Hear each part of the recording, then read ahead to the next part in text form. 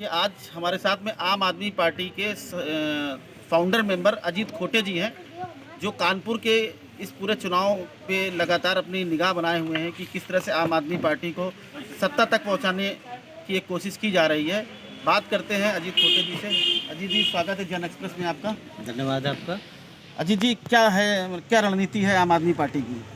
आम आदमी पार्टी की जो रणनीति है वो सारी जात और धर्म के बिल्कुल अलग है। इसमें हम लोग ने जो फोकस किया है वो शिक्षा के ऊपर हमने फोकस किया है। शिक्षा और उसकी प्राथमिक चीज़ें जो हैं जनता की, उसके ऊपर हमने फोकस किया है और इसका अच्छा प्रभाव पड़ रहा है।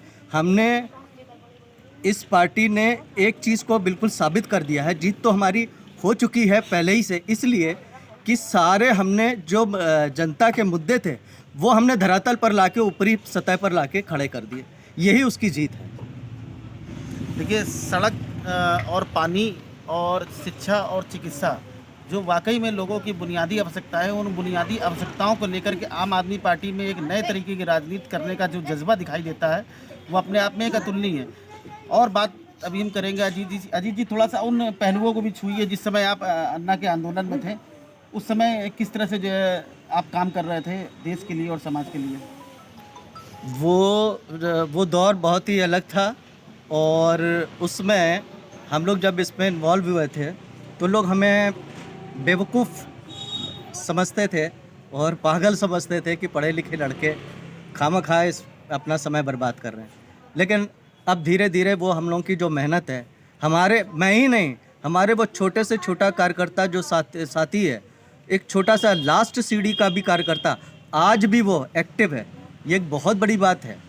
किसी भी पार्टी पे जो सबसे नीचे स्तर का कार्यकर्ता होता है, जो आपको सामने दिखाई नहीं देता है, वो भी हमारी पार्टी पे लगातार काम अपने स्तर पर करता रहता है। क्योंकि इस पार्टी की सबसे बड़ी विशेषता ये है कि इस पार्टी पे ज़्यादा से ज़्यादा जो लोग हैं वो नौकरी करते हैं, नौकरी से अपना समय निकाल के आते हैं। बहुत से अपना 2 घंटा दे सकते हैं, कोई 3 घंटा दे सकता है, वो आता है चला जाता है, आता है चला जाता है। इस तरीके का जो इस पार्टी में जो माहौल है, इस पार्टी के जो लोग हैं, इस कार्यकर्ता है, जो हमारे साथी हैं, उन्होंने अपना खून पसीना इस पे लगाया हुआ है। अजीत जी, जिस समय आप धरने प्रदर्शन में थे दिल्ली में, उस समय आपके साथ कौन कौन लोग थे? उस समय हमारे साथ में आम आदमी पार्टी में जो लोग तब पार्टी नहीं बनी थी। तब पार्टी नहीं बनी थी। हाँ। तो तमाम ऐसे लोग थे जिन्होंने हम लोगों को सहयोग दिया। उसमें हमारे करीम सिद्दीकी जी थे,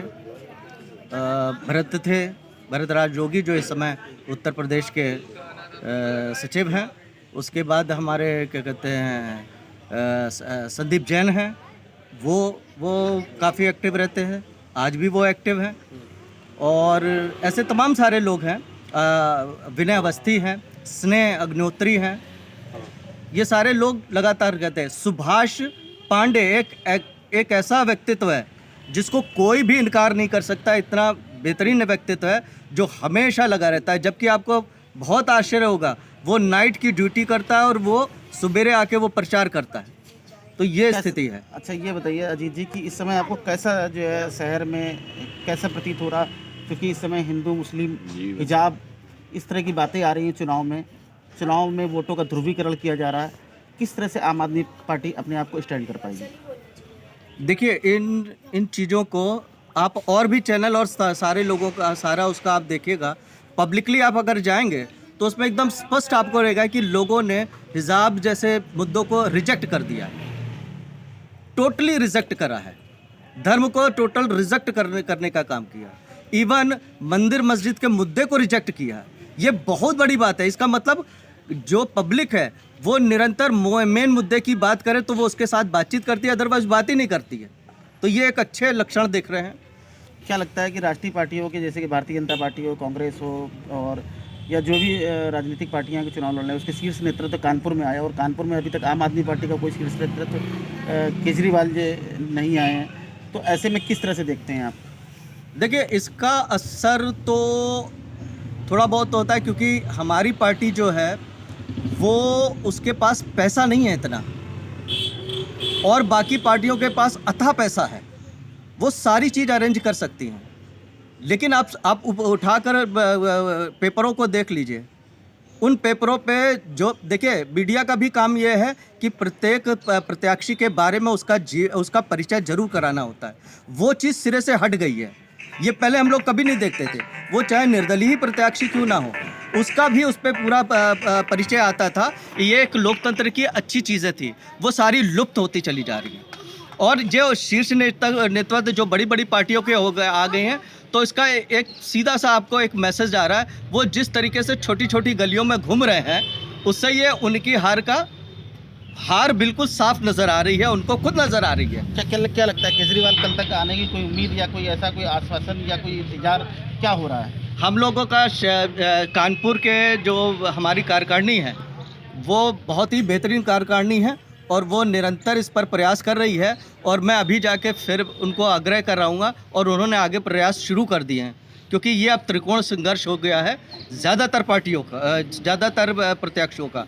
तो मैं ये देख रहा हूँ कि अगर ये त्रिकोण संघर्ष आ गया है, तो हो सकता है कि बहुत सारी सीटों पे हमको जीत हासिल हो। तो देखिए, साफ तौर से हमारे साथ में अजीत खोटे जी थे, जिन्होंने बताया कि किस तरह से यहाँ पर चुनाव लड़ा जा रहा है और जीत और सत्ता तक पहुँचने के लिए आम आदमी पार्टी किस तरह से प्रयास कर रही है। वीडियो जर्नलिस्ट प्रदीप वर्मा के साथ राजेंद्र केसरवानी, जन एक्सप्रेस न्यूज़।